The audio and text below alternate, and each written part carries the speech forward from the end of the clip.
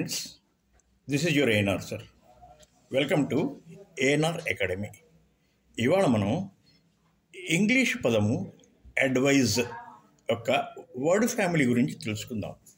అంటే అడ్వైజ్ అనే ఒక పదం నుండి ఇంకా 2-3 పదాలు అంటే అడ్వైజ్ తాలూకా డెరివేటివ్స్ అంటే noun form, adjective form, adverb form, verb form ఏవైనా ఉంటే వాటి గురించి తెలుసుకుని వాటిని ఇంగ్లీష్ వాక్యాలు ఎలాగో ప్రయోగించవచ్చో నేర్చుకుందాం. అడ్వైజ్, ADVISE, ఇది వెర్బ్ ఫామ్. అడ్వైస్, ADVIC, చూడండి ప్రొనౌన్సియేషన్ మనకి అడ్వైస్ తేడా ఉంది. అడ్వైస్ అంటే CE నౌన్ ఫామ్, అయితే అడ్వైజబుల్ అన్నది యాడ్జెక్టివ్ ఫామ్. అడ్వైజరీ అన్నది మనం యాడ్జెక్టివ్గా ఉపయోగించవచ్చు, నౌన్గా కూడా ఉపయోగించవచ్చు. మొదటిగా advise, SE verb form. Meaning ఏంటంటే హితవు లేకపోతే సలహా. ముందు తెలుగులో మనం ఉపయోగిద్దాం సలహాని వాక్యంగా. నేను మా అమ్మాయికి తరచూ సలహాలు ఇస్తూ ఉంటాను. తరచూ అంటే ఆల్వేజ్, నేను అంటే I always advise my daughter. Next advice noun, హితవు సలహా. తెలుగులో మా అమ్మాయి నా సలహాలను పాటిస్తుంది. సలహాలు అంటే ప్లూరల్ ఉంది కాబట్టి ఇది నౌన్ అన్నమాట. మా అమ్మాయి మై డాటర్ పాటిస్తుంది. ఎప్పుడైనా సరే మనకి ఇంగ్లీష్లో సబ్జెక్టు, వెర్బ్, ఆబ్జెక్టు అలా సెంటెన్స్ ఫార్మేషన్ ఉంటుంది. My daughter follows my advise అంటే ఇప్పుడు ఇది ఎప్పుడు జరిగే పని, అందువల్ల సింపుల్ ప్రెజెంట్ టెన్స్లో ఉంటుంది.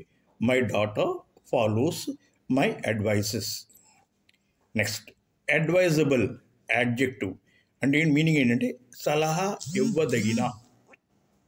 చూడండి తెలుగులో ఇది సలహా ఇవ్వదగినది అంటే ఏంటి? It is advisable adjective. అయితే అడ్వైజబుల్కి ఒక నెగిటివ్ కూడా ఉన్నది, ఇన్అడ్వైజబుల్ అంటే అర్థం ఏంటంటే సలహా ఇవ్వదగినది కాదు. ఇంగ్లీష్లో it is inadvisable. Next advisability noun form. అతడు సలహాలు ఇచ్చే సామర్థ్యాన్ని కోల్పోయాడు. సామర్థ్యం అంటే ఏంటి? కెపాసిటీ. కోల్పోయాడు అంటే ఏంటి? లాస్ట్. అతడు he lost the capacity of advisability. He lost the capacity of అడ్వైజబిలిటీ.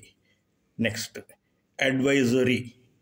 దీన్ని మనం యాడ్జెక్టివ్గా ఉపయోగించవచ్చు, నౌన్గా కూడా ఉపయోగించవచ్చు.